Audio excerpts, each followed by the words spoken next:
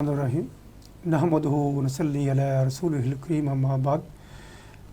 ناظرین اہل بیت، السلام علیکم ورحمۃ اللہ وبرکاتہ. ایمبیسڈر کے اس خصوصی سیگمنٹ میں آج اہم موضوع سخن ہے حج کے حوالہ سے، کیونکہ اجتماعی حج بیسیکلی اتحاد امت کا بہت بڑا سمبل ہے.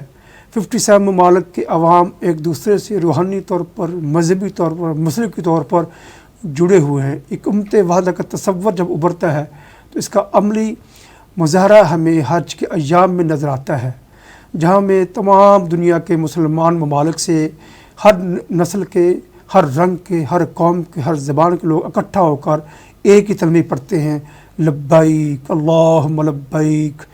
یہ صدائیں جب گونجتی ہیں تو احساس ہوتا ہے کہ ہم واقعی ایک جسد واحدہ ہیں، ایک واحد امت ہیں. اس کا تصور فقط حج کے ایام میں نظر ہی کیوں آتا ہے، اور باقی دنوں میں کیا ہوتا ہے کہ ہمارے عید مختلف، ہمارے رمضان مختلف. یہ سوچ کہ کیسے ختم کیا جا سکتا ہے، اس کے لیے کیا طریقہ کار اپنانا چاہیے، ہمارے حاکمان وقت اس میں کیا رول ادا کر سکتے ہیں، اس اہم موضوع پر ہم نے اپنے پروگرام میں مختلف دوستوں کو دعوت فکر دی ہے. میرے ساتھ شریک محفل ہے خواجہ سلمان صاحب، کسی تعارف کے محتاج نہیں ہے، حالات حاضرہ پر بڑی گہری نظر رکھتے ہیں. فلسطین کا مسئلہ ہو، کشمیر کا ایشو ہو، دنیا بھر میں مسلمانوں پر کوئی متعصبانہ ظلم و تشدد ہو رہا ہو، ان کی آواز گونجتی ہے. یہ نو وار کولیشن کے سرگرم رکن بھی ہیں اور بہت محاذوں پر سرگرم عمل بھی ہیں. یو کے سیاستدان سیاست پہ گہری نظر رکھتے ہیں، ہر موقع پر ان کا ایک بہت مضبوط نقطۂ نظر ہوا کرتا ہے. ان سے بھی بات کریں گے، لیکن باقاعدہ آغاز کرتے ہیں گلہ عقیدت بحضور سرور کائنات صلی اللہ علیہ وسلم پیش کرنے کے لیے. میں خواجہ سلمان صاحب سے گزارش کرتا ہوں کہ اپنے انتہائی دلکش آواز میں گلہ عقیدت پیش فرمائے. محترم خواجہ محمد سلمان صاحب.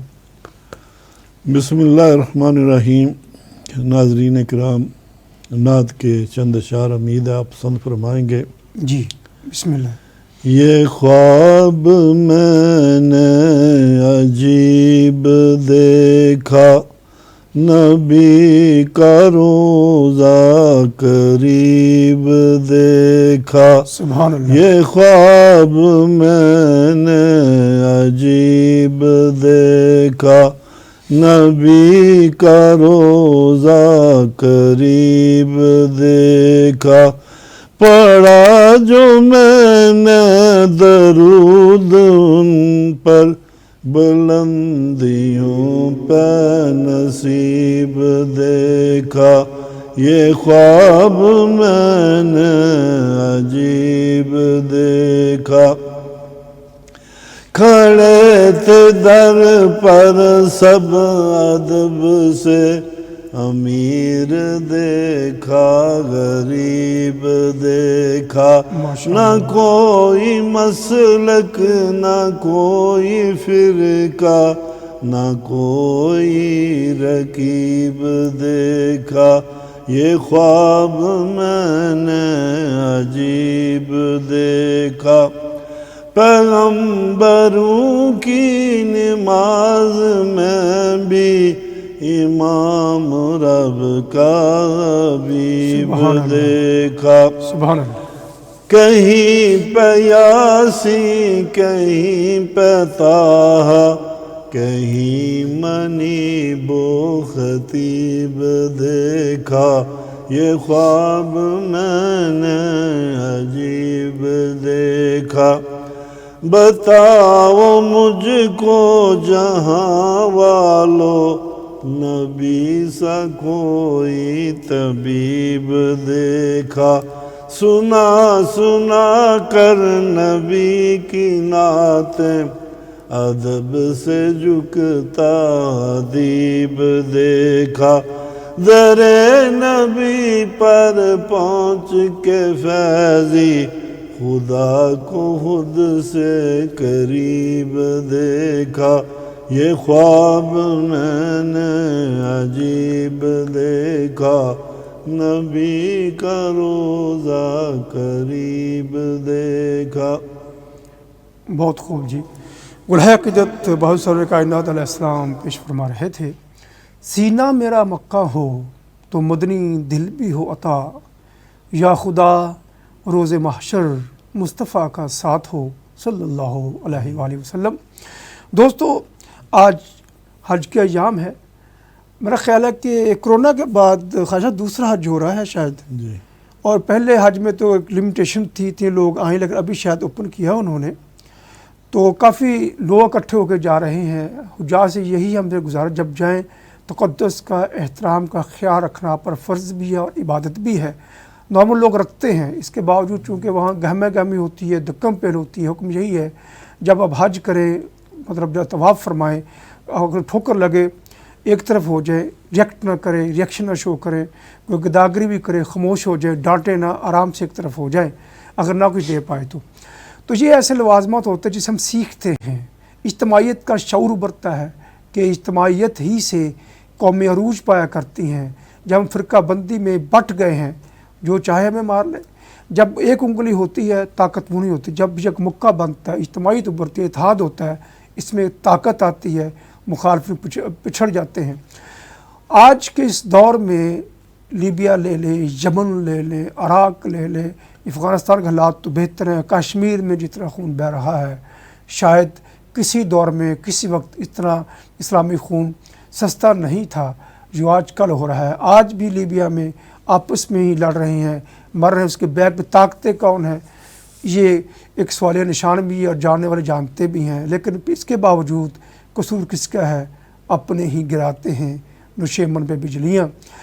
آج کا اس پروگرام میں پرٹیکولرلی ہم نے اس لیے مخصوص کیا ہے کہ حج کے ایام میں ذوالحجہ کی تاریخ 2 ہے، UK کے ٹائم ٹیبل کے مطابق مختلف ممالک میں مختلف ہو سکتی ہے، لیکن اجتماع حج جو ہے وہ سبھی کا مشترکہ ہے۔ تمام دنیا سے لوگ آئے ہیں، جس میں غیر مسلم ممالک بھی ہیں، امریکہ سے، کینیڈا سے، UK سے، جرمنی سے، انڈیا سے لوگ وہاں حج کے ایام میں پہنچے ہیں۔ ان کا ایک ہی ہے، لبیک اللہم لبیک لا شریک لک لک ملک۔ یہی بات ہے کہ اس شعور میں آ کر کس طرح ہم اجتماعی شعور سے فائدہ اٹھا کر قوم کو ایک ملت کا درس دے سکتے ہیں۔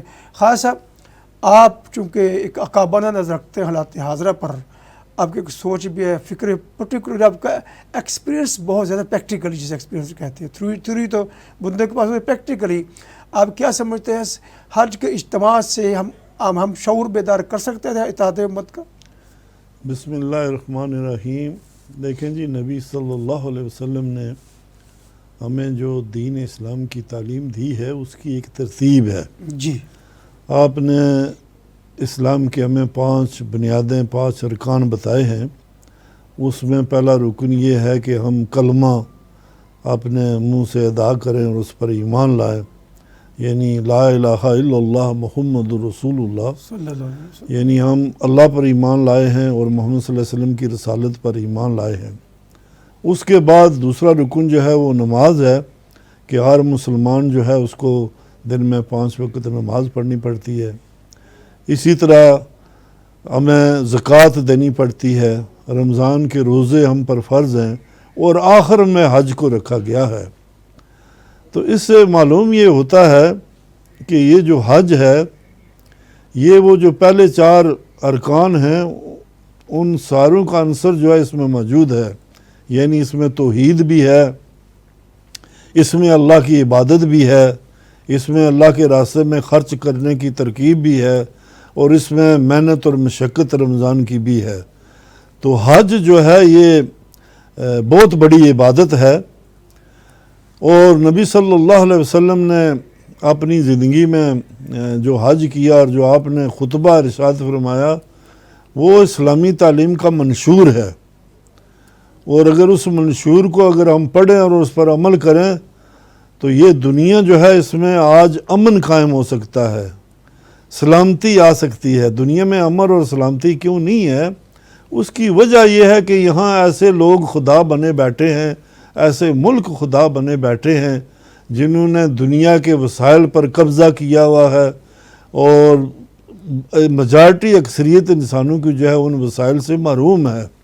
تو اصل میں دین اسلام کا جو پیغام یہی ہے کہ یہ جو وسائل ہیں یہ اللہ نے پیدا کیے ہیں اور سب انسانوں کے لیے پیدا کیے ہیں، یہ کسی خاص گروہ کے لیے نہیں ہے کہ خاص کوئی آدمی جو ہے یہاں یعنی مال و زر جو ہے جمع کرے اور دنیا پر حکمرانی کرے. نہیں، اللہ تعالیٰ نے وسائل جو ہیں اس کو تقسیم کرنے کا طریقہ بھی بتایا ہے. ہر بندے کا جو اس دنیا میں پیدا ہوتا ہے اس کا حق ہے. تو اس لیے یہ جو حج کا مہینہ ہے یہ اسلامی سال کا یعنی آخری مہینہ ہے، اور یہ جو ابتدائی 10 دن ہیں یہ بڑے عام دن ہیں.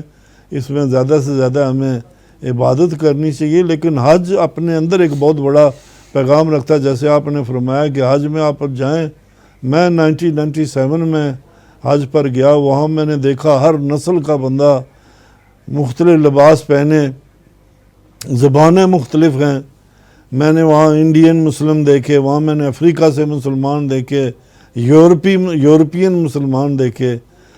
تو اس سے پتہ چلا کہ یہ اسلام جو ہے یہ کسی ایک خطے کا دین نہیں ہے، کسی ایک نسل کا دین نہیں ہے، یہ ساری انسانیت کا دین ہے.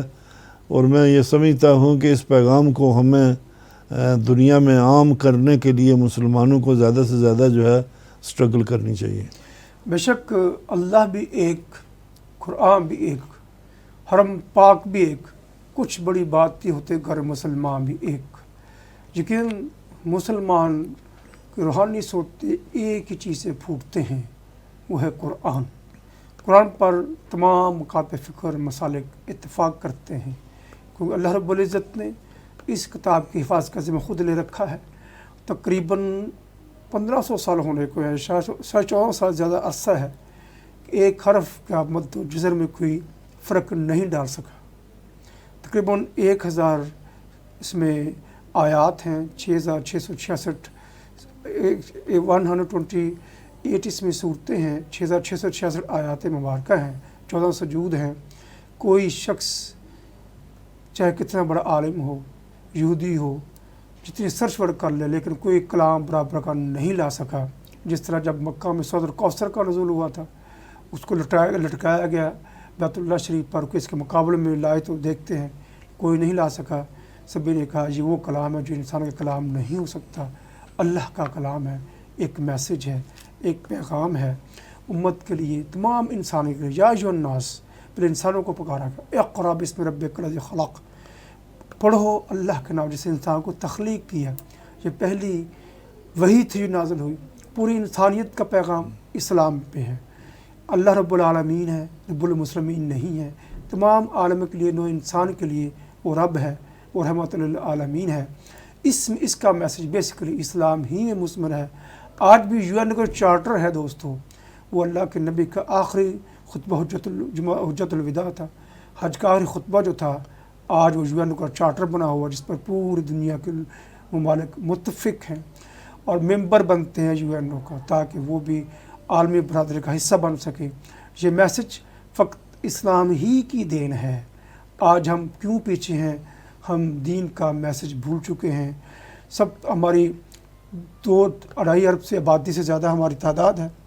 تمام مین وسائل مسلم ممالک میں ہیں. تیل کی دولت ہمارے پاس، کاپر ہمارے پاس، گولڈ ہمارے پاس، لیکن پھر ذلیل کیوں ہیں؟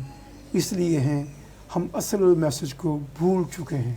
جب تک میسیج جان کر اوپر عمل نہیں کریں گے، قومی عروج نہیں پایا کرتی.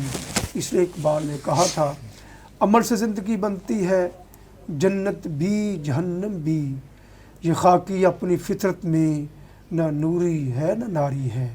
دوستو، عمل اور علم تب اثر کرتے ہیں کہ علم ہمیشہ عمل کو آواز دیتا ہے. علم اور عمل جب ملتے ہیں تو بندہ عالم بنتا ہے. عالم دنیا کا علم رکھنے والے بھی ہوتے ہیں، عمل کرنے والے جو ہوتے ہیں ان کی آواز میں تاثیر ہوا کرتی ہے. علم ہونے کے باوجود جب عمل نہ ہو، باتوں کی تاثیر ختم ہو جایا کرتی ہے، کیونکہ علم سب سے زیادہ شیطان کے پاس ہے، اس کا عمل نہیں ہے. اپنے علم سے انسانوں کو گمراہ کرتا ہے، لیکن جو عالم آدمی علم رکھ کے عمل کرتا ہے وہ شیطان کے شر سے محفوظ رہتا ہے.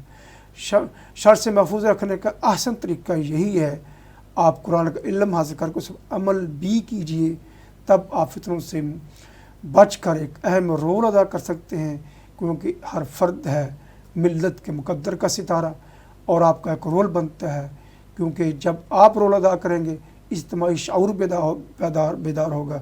اجتماعی شعور قوموں کا کردار بنا کرتا ہے، قومیں کردار سے بنا کرتے ہیں، قومیت سے نہیں. آج حج کے موقع پر ایک کردار ہے اللہ کے سامنے جھکنے کا، سعی کرنے کا، طواف کرنے کا. اس میں ایک لباس ہے، ایک سفید لباس ہے جسے ہم احرام کہتے ہیں. انہی دو کپڑوں میں بندوں کو دفنایا جائے گا. جس کپڑوں وہی دو کپڑے ہوتے ہیں خیال صاحب، احرام کے بھی دو، کفن کے بھی دو ہی کپڑے ہوتے ہیں. تصور ہے یہ کہ اپنی اور کفن کا رنگ بھی سفید ہوتا ہے، احرام کا بھی سفید ہوتا ہے، اور سفید رنگ میں بھی آپ کو دفنایا جائے گا. جس دن میں رکھیں انسان کی کوئی گارنٹی نہیں ہے. موت کہاں وہ تصور ہے، اللہ کو مانے یا نہ مانے. کوئی نان بلیور ہے، کوئی بلیور ہے، لیکن ضرور مانتا ہے کہ ایک دن مرنا ہے. کب، کیسے، کہاں، آج تک کی ریسرچ ورک کے باوجود سیٹلائٹ کا دور ہے، موبائل کا دور ہے، پوری ورلڈ گلوبل ولیج نہیں بنی، ابھی گلوبل پاکٹ بن چکی ہے. آپ کی پاکٹ میں، آپ کے موبائل پہ پوری ورلڈ آپ کے ساتھ ہے. اس کے باوجود کوئی نہیں بتا سکا آپ نے مرنا کب ہے. اکثر ڈاکٹر کہتے ہیں جی آپ کو کینسر 3 مہینے بعد مر جاؤ گے، لیکن بندہ 30 سال زندہ رہتا ہے، کوئی گارنٹی نہیں ہے. یہ اللہ کے راز ہیں، اس راز کو کوئی نہیں جانتا. جیسے اقبال نے کہا تھا کہ موت کو سمجھتے ہیں غافل اختتام میں زندگی ہے، یہ شام زندگی صبح دوا میں زندگی. کیونکہ موت ایک زندگی کی شام ہے، ہمیشہ رہنے والی زندگی ایک صبح ہے جسے صبح دوام کہتے ہیں. اس کی تیاری کیجیے، اجتماعیت کو بیدار کیجیے، نفرتوں کو ختم کیجیے. جو محبت سے ملتے ہیں اللہ تعالیٰ سے پیار کرتے ہیں، جو اللہ تعالیٰ کی مخلوق سے محبت کرتے ہیں. جی میرے ساتھ ایک دوست لائن پہ ہیں جی، شراز خان صاحب، آئے ان سے بات کرتے ہیں. جی شراز خان صاحب اس وقت لائن پہ. السلام علیکم خان صاحب، کیسے ہیں آپ؟ جی وعلیکم السلام، کیسے ہیں آپ؟ ٹھیک ہے. ویلکم جی، آپ کو خوش آمدید کہتے ہیں اپنے پروگرام میں. آج کا اہم موضوع سخن ہے حج کے حوالہ سے. حج کے موقع پر اجتماعی امت کا شعور بیدار ہوتا ہے، کیونکہ اس میدان پہ، عرفات کے میدان پر حج کے ایام میں 57 ممالک کے علاوہ بھی تمام غیر مسلم ممالک سے، جیسے انڈیا ہے، 2 اور ممالک ہے، وہاں سے مسلمان بھی وہاں جاتے ہیں. آپ کی کیا سوچ ہے کہ اجتماعی شعور جو حج کے موقع پر بیدار ہوتا ہے، کیا اس کو باقی دنوں میں بھی نظر آنا چاہیے؟ بسم اللہ الرحمن الرحیم. اللہم صلی وسلم علی نبی محمد. السلام علیکم ورحمۃ اللہ وبرکاتہ. وعلیکم السلام ورحمۃ اللہ وبرکاتہ. بہت اچھا موضوع ہے، اور آپ کو اور آپ کے سننے والوں کو اور پینل میں موجود ہمارے خواجہ سلمان صاحب اور دیگر احباب سب کو میری طرف سے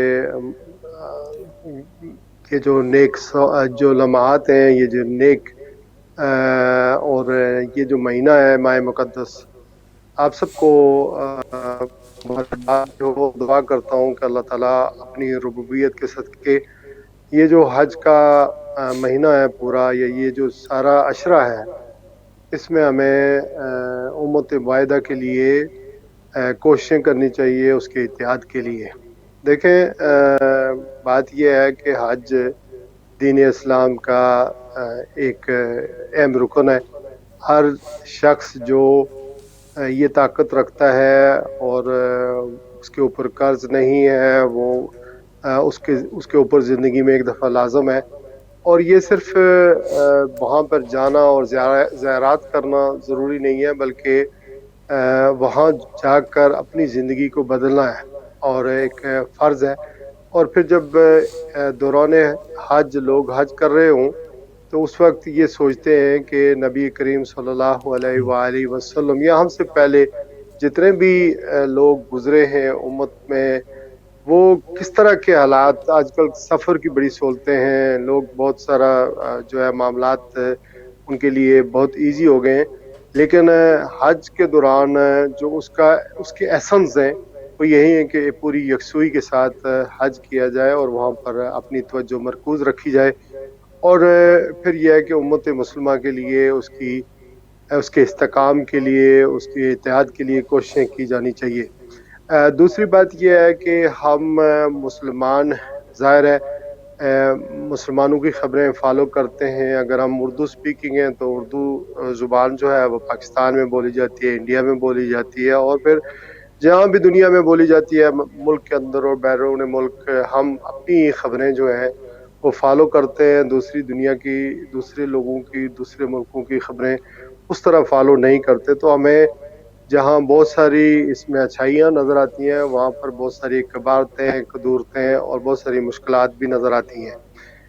ہم مسلمان ہیں اور کلمہ گو مسلمان ہیں اور ایک ملک جو ہے وہ میں رہنے والا مسلمان دنیا کے دوسرے ملک کے مسلمان کے اوپر جب کوئی تکلیف ہوتی ہے تو وہاں پہنچتا ہے اس کے لیے اظہار یکجہتی کرتا ہے. ہم جتنے متحد ہوں گے اتنا ہی ہمارے لیے بہتر ہے. لیکن افسوس کا مقام یہ ہے کہ ہم نے اپنی 2.5 انچ کی مساجد بنائی ہوئی ہیں اور پھر اسی سے ہمارے بچے جو ہیں وہ بہت کنفیوز ہیں. نماز کا ٹائم ہوتا ہے تو اس میں آدھا گھنٹے کا ڈفرینس ہوتا ہے جبکہ سورج کی شعائیں کئی ہزار میل کی رفتار سے چلتی ہیں. اسی طرح عید ہوتی ہے تو ہم 2 عیدیں کر دیتے ہیں 3 عیدیں کر دیتے ہیں.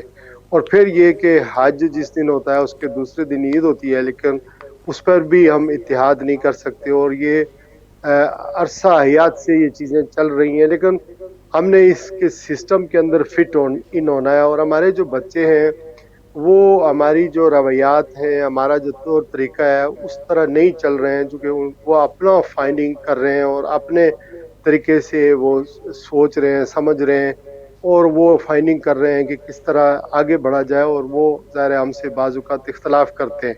ہمیں تو علماء کرام جو بتاتے ہیں ہم سرخم تسلیم ہو جاتے ہیں اور وہی کچھ کرتے ہیں.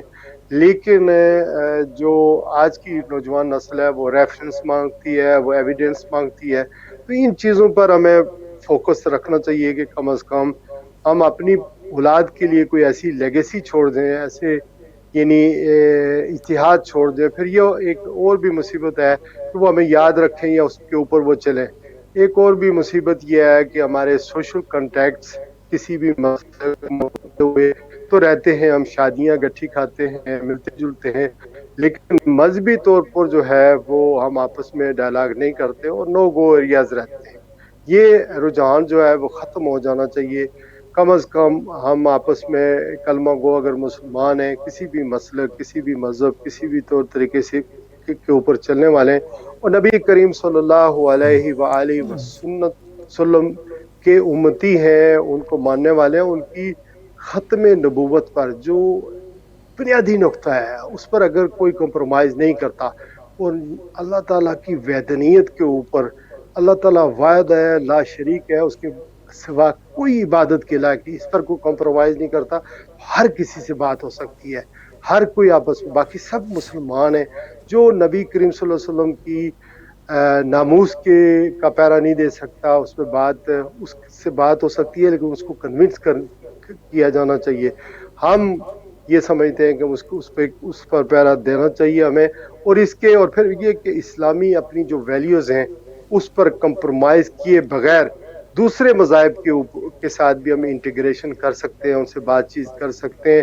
ہمیں اس کی ضرورت نہیں ہے. اور ہم نے دیکھا ہے کہ بعض بچے یہاں پیدا ہوئے ہیں جوان ہوئے ہیں اور یہاں کے قانون قاعدے اور رائٹس انہوں نے ہمیں اتنے دیے اس ملک میں کہ ہمارے بچے اسکولوں میں جاتے ہیں کالجوں میں جاتے ہیں پروفیشنل ہیں دوسری تیسری اور چوتھی نسل اب یہاں کے پروفیشنل اداروں میں کام کرتی ہیں. وہ جمعے کی چھٹی بھی لے لیتے ہیں وہ اس وقت پر آدھے گھنٹے کی بریک بھی کر لیتے ہیں. یہ کہتے ہیں نا کہ if there is a will there is a way.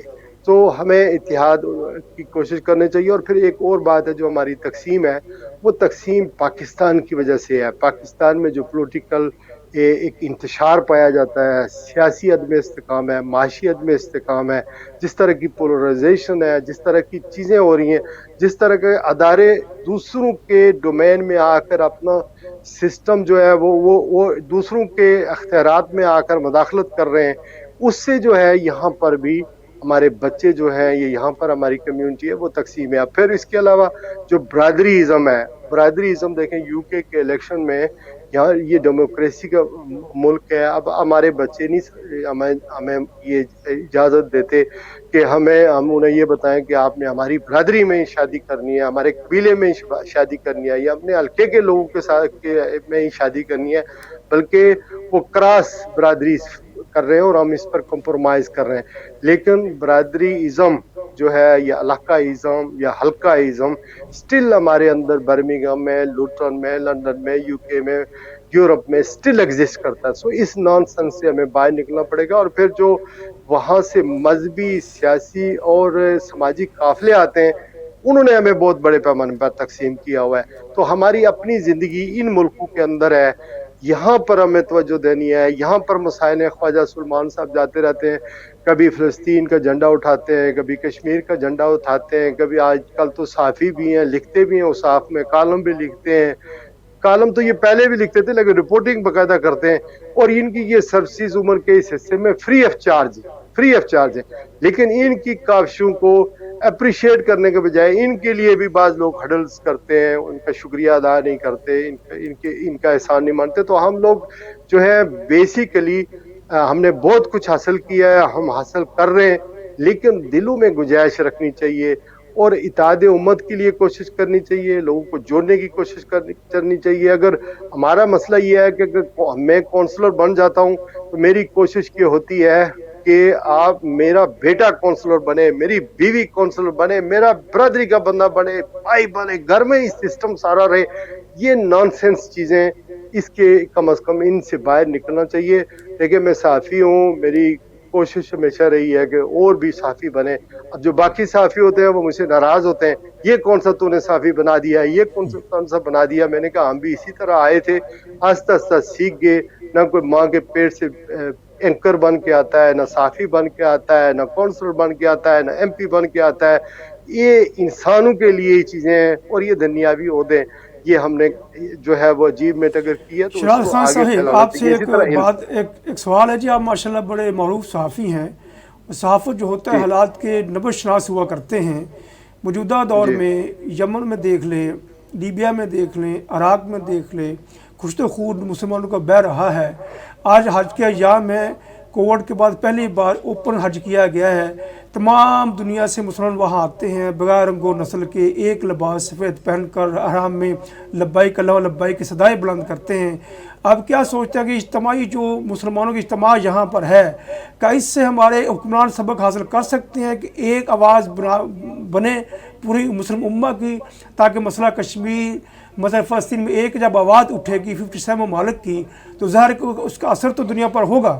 آپ کیا سوچتے ہیں پریکٹیکلی یہ ممکن ہے اور کیسے ممکن ہے؟ بہت اچھا سوال ہے. اس کے جواب میں ایک شعر پیش کر دیتا ہوں. آپ جی جی اسی ارشاد سے سمجھ کیجیے. لیں کہ ہماری جو مسلم لیڈرشپ ہے اس کی حالت صرف اس شعر میں بیان کر دیتا ہوں. عجب منظر نظر آتا ہے آپ کے گلستانوں میں، واہ، عجب منظر نظر آتا ہے آپ کے گلستانوں میں، مزے لیتے ہیں الو بلبلوں کے آشیانے میں. بہت خوب، عطا کرتی نہیں فطرت انہیں تمکین کی دولت، عطا ماشاءاللہ، کرتی نہیں فطرت انہیں تمکین کی دولت، جو سجدہ ریز ہوتے ہیں ہوس کے آستانوں میں. بہت خوب. یہ جو ہے نا ہمارے مسلمان حکمران، اگر پاکستان کی بات کریں یا لیبیا اور باقی ملکوں کی آپ نے بات کی ہے، مصیبت تو یہی ہے کہ جو ہمارے جن کو جو ہے وہ اقتدار میں نہیں ہونا چاہیے، جو ہماری لیڈرشپ ہے وہ امریکہ کی یا تو پٹھو ہے یا غلام ہے. اور اب تو سعودی عرب جو ہے وہ مین لیڈنگ رول ادا کر رہا ہے پورے عرب اسٹیٹس کے اندر. اور اگر امریکہ کو کہیں رجیم چینج کروانی ہوتی ہے، کچھ کروانا ہوتا ہے تو اس کو خود کرنے کی کوئی ضرورت نہیں ہوتی، وہ سعودی عرب کو کہتا ہے وہ ہو جاتا ہے. ابھی پاکستان پر جس طرح دباؤ ہے کہ اسرائیل کو تسلیم کر لیا جائے، اسرائیل کو تسلیم کر لیا جائے. اس کے علاوہ یہ دباؤ ہوا پاکستان کے اوپر کہ جناب آپ انڈیا سے تعلقات بہتر کریں اور کشمیر کا مسئلہ جو ہے وہ ختم کریں. اور ہمارے یہ حکمران جو موجودہ ہیں رجسٹ نہیں کر پا رہے، چونکہ ہم مالی طور پر ہمیں اس قدر مشکلات کا سامنا ہے کہ ہم ہر وہ شرط مان لیں گے جو ہمارے اوپر امپوز کی جائے گی. دیکھیں جب امت تو ہے، لوگ بھی ہیں، سوچ بھی ہے، لیکن یہاں پر نہ کوئی آزاد پالیسی اپنا سکتا ہے، نہ اپنے فیصلے آپ کر سکتا ہے. مسلمانوں کے پاس کتنے بڑے وسائل ہیں، لیکن اس سے آپ اندازہ کریں کہ فرینکفرٹ میں G20 کی کانفرنس ہوتی ہے اور نریندر مودی وہاں پر شرکت کرتے ہیں، اور وہ پھر آپ حالیہ دنوں باقی چھوڑ دیں، یہ جو جون کا مہینہ ہے یا مئی کا مہینہ ہے، آپ نے بھی پروٹیسٹ میں حصہ لیا ہوگا، خواجہ صاحب نے بھی، ہم نے کہ انڈیا کے مسلمانوں جو ہے مسلمانوں کی حالت زار کیا ہے، وہاں پر کس طرح کی نریندر مودی ظلم کر رہا ہے، اور پھر نبی کریم صلی اللہ علیہ وسلم کی گستاخیاں کر رہا ہے، اس کا مرتکب یعنی مرتکب ہوا ہے. لیکن ہوتا یہ ہے کہ وہ تھوڑی دیر کے لیے جب دبئی کے ہوائی اڈے پہ پہنچتا ہے نریندر مودی، تو ملاقات کرنے کے لیے خود جو ہے وہ سلطان زید جو ہے وہ خود آتے ہیں، جو بادشاہ ہیں سعودی عرب یونائٹڈ عرب ایمریٹس کے، وہ آتے ہیں، ان کو ریسیو کرتے ہیں. یہ کیا شو کرتا ہے؟ یہ شو کرتا ہے کہ ان کو مسلمانوں کے مسائل سے کوئی تعلق نہیں ہے. انڈیا کے مسلمان مرے یا جییں، ان کو اپنے ٹریڈ کی ضرورت ہے. ان کو ہماری طرح جو پاکستان والے ہم تو ایڈ کے طلبگار ہوتے ہیں، لیکن ان لوگوں کو وہاں کی مارکیٹیں اچھی لگتی ہیں، وہاں کی ٹریڈ اور وہاں کی منڈی اچھی لگتی ہے. یہ ہے ہمارے مسائل اور یہ ہے ہماری حالت.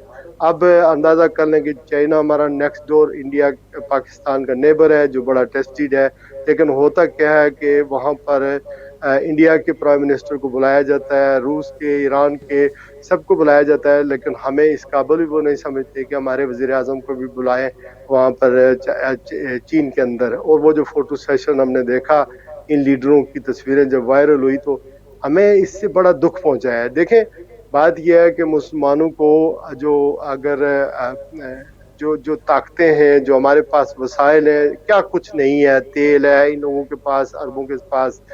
پھر ایران کا دیکھ لیں، پاکستان کو دیکھ لیں. اب پاکستان سے ایران سے پاکستان جو گیس نہیں لے سکتا، ہم کتنی مشکل میں ہیں، اس لیے کہ امریکہ ناراض ہو جائے گا.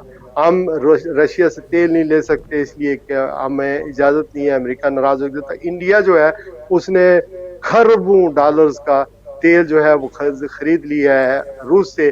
اس کی وجہ کیا ہے کہ اگر کل خدا نخواستہ جنگ ہوئی تو پاکستان جو ہے اتنا کمزور ہوگا تو اس نے تیل خرید لیا ہے. نہ ان کے سفارتی تعلقات امریکہ سے خراب ہوئے. خان صاحب ایک سوال اٹھتا ہے، معذرت سے آپ کو بات کاٹ رہا ہوں. سوال یہ ہے، آپ جو بڑی وضاحت سے بیان کیا ہے کہ جو T20 کی میٹنگ کی بات کر رہے ہیں آپ، پوچھا یہ تھا کہ جب ہندوستان پر گستاخی ہوئی، عرب ممالک کے عوام اٹھ کھڑے ہوئے تھے، عوام کے پریشر پر آ کر گورنمنٹ کو آفیشیل طور پر انڈیا کو وارن کرنا پڑا، اور وہاں انہوں نے کچھ ایکشن بھی لیے انیشیل جو تھے. آپ کیا سمجھتے ہیں کہ عرب ممالک میں جہاں ڈیموکریسی نہیں ہے، پبلک پریشر بیسس پر حکمران کوئی ایکشن لے سکتے ہیں؟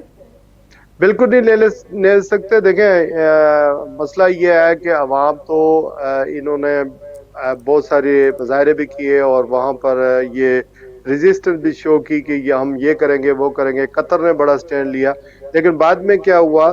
بعد میں یہ ہوا کہ نہ انہوں نے تجارت چھوڑی اور نہ ہی OIC کا اجلاس اس حوالے سے بلایا، نہ ہی اس کی کوئی کنڈمنیشن کی. اور پھر اگر پاکستان کی بات کریں تو ہمارے جو موجودہ وزیر اعظم ہے، بیسیکلی ہونا تو وہ اینا ربانی گھر کو چاہیے، لیکن اس کو سائڈ پہ رکھا ہوا ہے اور بلاول کو وزیر خارجہ بنا دیا گیا. تو ان لوگوں کو کم از کم انیشیٹو لینا چاہیے تھا کہ OIC کا اجلاس بلائے، لیکن نہیں اجلاس بلایا گیا. وہ ہوتا کیا ہے؟ دیکھیں سوال بہت اچھا ہے. ہوتا کیا ہے کہ جو بھارت ہے، بھارت میں جب پاکستان کی تحریک چل رہی تھی تو وہاں پر کیا ہو رہا تھا؟ وہاں پر یہ ہو رہا تھا کہ جو برہمن تھے انہوں نے قائد اعظم کی اور پھر مدد کی تھی مسلم لیگ نے ان کی. وہ یہ چاہتے تھے کہ مسلمانوں کو ایک اس طرح دھکیل دیا جائے اور ایک ایسا ملک بنا دیا جائے تاکہ ان کو بعد میں جو ہے وہ بہت پاسبل ہو کہ ان کو ہٹا کر ہم خود ایک ہندو اسٹیٹ بنا دیں اور بعد میں ان کو ایلیمینیٹ کریں. لیکن چونکہ مسلمان 3 حصوں میں تقسیم ہو گئے، پاکستان بن گیا، پھر بنگلہ دیش پھر میں کریٹ ہوا، بھارت نے یہ کیا. اب کیا کر رہے ہیں کہ وہاں پر جو زبردستی ان کو ہندو بنانے کی سازش ہو رہی ہے اور پھر ان کے املاک پر، جان پر جس طرح کے حملے ہو رہے ہیں وہ ان کو ڈرا رہے ہیں.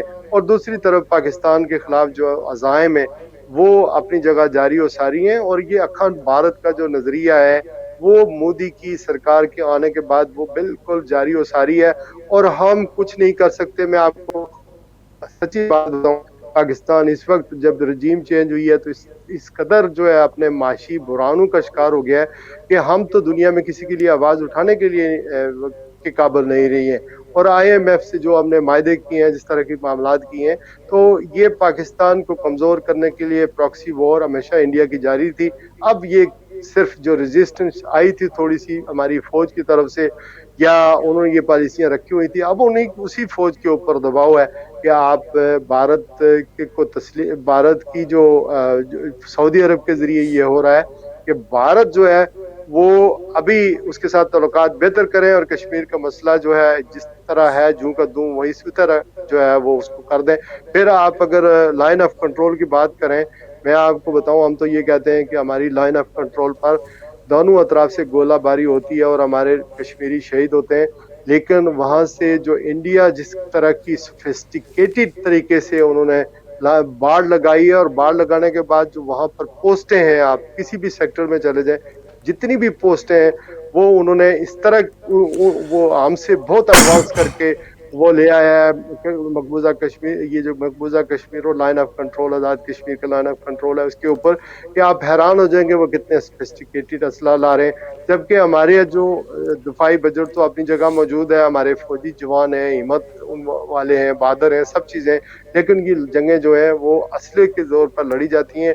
پاکستان نے معاشی طور پر, سیاسی طور پر اگر استحکام نہ دکھایا, اور جس طرح کی ابھی فوجیوں کے بارے میں یا فوج کے بارے میں جس طرح کے سینٹیمنٹ پاکستان کے باہر پائے جاتے ہیں, وہ اگر نہ بند ہوئے تو ہم تقسیم در تقسیم ہوں گے. یہ کبھی نہیں ہو سکا کہ پاکستان کی مسلح افواج کے سربراہ کے بارے میں جس طرح کی ٹرولنگ آپ میڈیا پر, سوشل میڈیا پر دیکھ رہے ہیں, یہ کبھی نہیں ہوا. جب فوج اس قدر اس کے اوپر ٹرولنگ ہوگی, اس کا چونکہ نیشن کو, قوم کو دینا پڑتا ہے, اپنی فوج کا مورال بوسٹ کرنا پڑتا ہے. جب جی بہت ضروری ہے, ٹھیک کہا آپ نے. اس طرح کے ہوں تو ارشاد خان صاحب, خان صاحب سے ویوز لیتے ہیں, ماشاءاللہ بڑی پولیٹیکل فگر ہیں, حالات کو گہری نظر رکھتے ہیں. خان صاحب, جو ارشاد خان صاحب بتا رہی ہیں, آپ کس طرح اس کو دیکھیں گے؟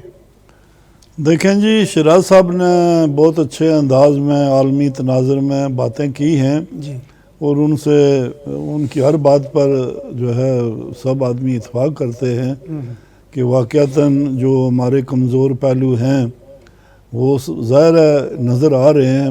میں یہ کہنا چاہوں گا کہ دیکھیں, میں یہاں برمنگھم میں رہتا ہوں, اور جس مسجد میں جاتا ہوں نماز پڑھنے کے لیے, وہاں میں دیکھتا ہوں وہاں عرب مسلمان بھی ہیں, وہاں بنگلہ دیشی مسلمان بھی ہیں, وہاں افریقن مسلمان بھی ہیں, پاکستانی بھی ہیں, کشمیری بھی ہیں, اور یہاں انگریز مسلمان جب وہ بھی نماز پڑھنے کے لیے آتے ہیں, اور ہم سب ایک صف میں کھڑے ہو کر نماز پڑھتے ہیں.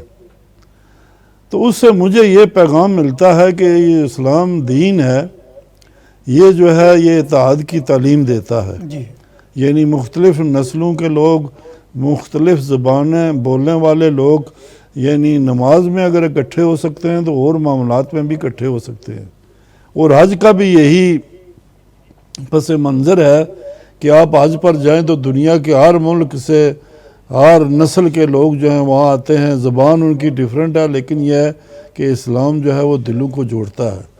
جہاں تک ہماری کمزوریاں ہیں, ظاہر ہے کہ ہمارے اندر وہ جذبہ نہیں ہے, وہ ایمان نہیں ہے جو ہونا چاہیے.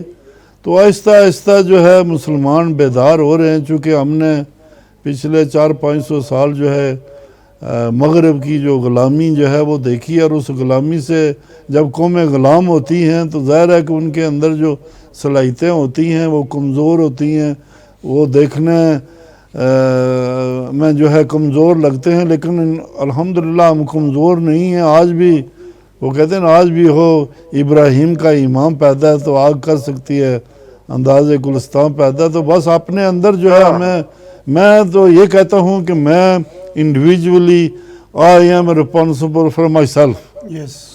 تو میں نے یہ دیکھنا, اپنے گربان میں منہ ڈال کر دیکھنا کہ میں کتنا اچھا مسلمان ہوں, میں امت مسلمہ کے لیے, مسلم کمیونٹی کے لیے کیا کرتا ہوں.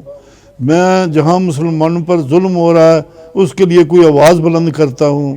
مجھے اچھی طرح یاد ہے کہ یہاں ایک عمر بکری صاحب ہوتے تھے, تو انہوں نے یہاں وہ بڑے اسی طرح بڑی بڑی باتیں کرتے تھے جہاد کی. تو ایک میٹنگ میں انہوں نے کہا what is Pakistan army doing, why are they not liberating Kashmir. تو میں وہاں بیٹھا تھا آڈینس میں نے اس سے پوچھا, میں نے کہا brother can I ask you a question, Pakistan army is not under my control, but can I ask you have you ever done any thing for Kashmir, and he was silence. تو اب یہ ہے کہ میں یہاں بیٹھ کر کہوں جی کہ پاکستان حکمران کچھ نہیں کرتے, سعودی حکمران کچھ نہیں کرتے, لیبیا کے حکمران کچھ نہیں کرتے, واقعی کچھ نہیں کرتے, وہ اللہ کے ہاں جواب دہ ہے. میں نے اپنے گربان میں منہ ڈال کر دیکھنا ہے کہ میں اس امت کے لیے کیا کر رہا ہوں. میں کچھ پازیٹیو کام کر رہا ہوں تاکہ قیامت کے روز میں اللہ کے دربار میں سرخرو ہوں. تو میں سمجھتا ہوں کہ اس طرح مسلمانوں کو اکٹھے ہو کر کام کرنے کی ضرورت ہے. یہاں برطانیہ میں بے شمار ہمارے مسائل ہیں, جیسے شراح صاحب نے کہا یہاں 2 عیدیں ہوتی ہیں. ہماری نوجوان جو نسل ہے اس کے بارے میں ہمیں فکر مند ہونا چاہیے. تو انشاءاللہ درد رکھنے والے لوگ جو ہیں اس فیلڈ میں کام کر رہے ہیں. مایوسی کی کوئی بات نہیں ہے جی کہ ہم مایوس ہو جائیں جی کہ بس یہ امت جو ہے بس ختم ہو گئی ہے. نہیں, اللہ تعالیٰ نے اس امت کو جو ہے زندہ رکھنا ہے, اس کے سپرد ایک اس دین کو پھیلانے کا ایک یعنی کام دیا ہے. اب ہم نہیں کرتے تو زوال کی کفیت ہے. جب ہم یہ کام کریں گے تو انشاءاللہ پھر عروج حاصل کریں گے. جی بڑی اچھی بات کی جی خان صاحب آپ نے. شہزاد خان صاحب نے بڑا ہائی لائٹ کیا ہے پاک فوج کے حوالے سے جو سوشل میڈیا میں ایک اندیکھی وار شروع کر رکھی ہے. وہ ہماری اجتماعیت, ہمارے شعور, ہمارے اخلاق, ہمارے پاک فوج کے حوالے سے جو تاثرات دوبارے جا رہے ہیں, اس کا کیا حل ہونا چاہیے؟ ہم تمام پاکستانیوں کو, مسلمانوں کو کس طرح ایسے معاملات کو دیکھنا چاہیے؟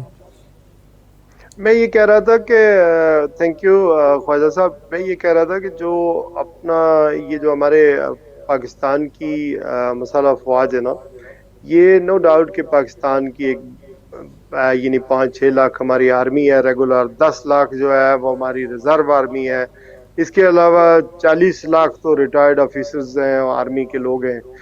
پاکستان میں ان کا بڑا اسٹرانگسٹ نیٹ ورک ہے, بلکہ ایک ایسا انسٹیٹیوشن ہے جو پاکستان میں جس کی مثال دی جا سکتی ہے کہ باقاعدہ برطانوی یا مغربی کسی بھی ملک کے کسی اسٹرانگسٹ انسٹیٹیوشن کے ایکول ہے. اور پھر یہ ہوتا ہے کہ یہ ہماری جو سرحدیں ہیں ان کی حفاظت بھی کرتے ہیں. یہ انہوں نے جنگیں بھی لڑی ہیں. ہم چونکہ جب بھی موقع آیا وطن عزیز پر تو یہاں ہمارے جو نوجوان ہیں, جو فوجی ہیں, جو افسر ہیں, انہوں نے جانوں کے نذرانے بھی پیش کیے. لیکن بات سیدھی سی ہے کہ جو جنگ ہوتی ہے اس کی ایک اپنی, جو میں بات کر رہا تھا پہلے, وہ آپ کا سوال بھی مجھے یاد ہے, اس کی اپنی ایک قیمت ہوتی ہے. جب آپ کا خزانہ خالی ہو, دفاعی طور پر آپ 10 دن کے لیے جہاز نہ بند کر سکیں, اب رشیا لڑائی کر تو اس کے پاس ریسورسز ہیں, یہ جنگ جتنی لمبی ہو جائے اس کے پاس ریسورسز موجود ہیں. اب 3 مہینے سے زیادہ عرصہ ہو گیا جنگ جاری ہے, تو اس وجہ سے جو ہماری اکانومی ہے اس کے ریزرو آپ کے سامنے ہیں. فوج بڑی رکھنے سے, ریزرو رکھنے سے جو جنگ کے جو معاملات ہوتے ہیں وہ ہم اس طرح نہیں کر سکتے. دوسری بات یہ ہوتی ہے کہ قوم کا مورال فوج کے ساتھ ہونا چاہیے. یہ نہیں قوم سیسا پلائی ہوئی دیوار ہے, وہ ان فوجیوں کو سپورٹ کرتی ہے, ان کو کہتی ہے, ان کے گیت گاتی ہے, ملی نغمے پیش کرتی ہے, قومی دین بناتی ہے. جو مورچوں میں اگلی پوسٹوں پہ جو لڑ رہے ہیں, آپ دیکھیں, امیجن کریں سیاچن گلیشیئر کے اوپر آپ کے وہاں آرمی کے لوگ ہیں, پھر آپ دیکھیں آزاد کشمیر کی جو پوسٹیں ہیں لائن آف کنٹرول کی, یا بارڈر پہ جو ہماری آرمی موجود ہے, وہ نوجوان, وہ فوجی افسر کس حالت میں. اور ہر فوجی جو وردی پہنتا ہے وہ اصل میں اپنا کفن پہن کر ڈیتھ وارنٹ پر سگنیچر کرتا ہے.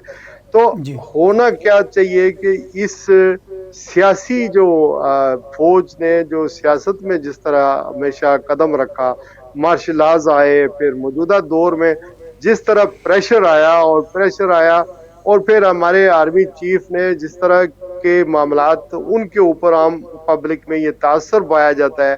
یہ میں نہیں کہتا, بلکہ نواز شریف کو جب 2016-17 میں ڈسکوالیفائی کیا گیا تھا, نائل قرار دیا تھا, تو انہوں نے ایک باقاعدہ اسلام آباد سے لاہور تک ایک جی ٹی مارچ کیا تھا, پھر لندن تک, پھر کس طرح کی زبان استعمال ہوئی باپ اور بیٹی نے, پھر مسلم لیگ نون والوں نے کس طرح کی جو زبان استعمال کی, اس سے ہماری فوج بہت زیادہ بدنام ہوئی.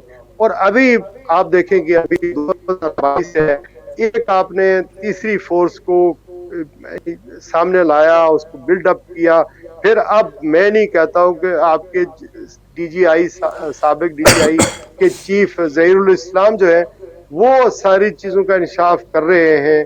آپ جنرل پاشا دیکھ لیں، آپ فیض حمید دیکھ لیں.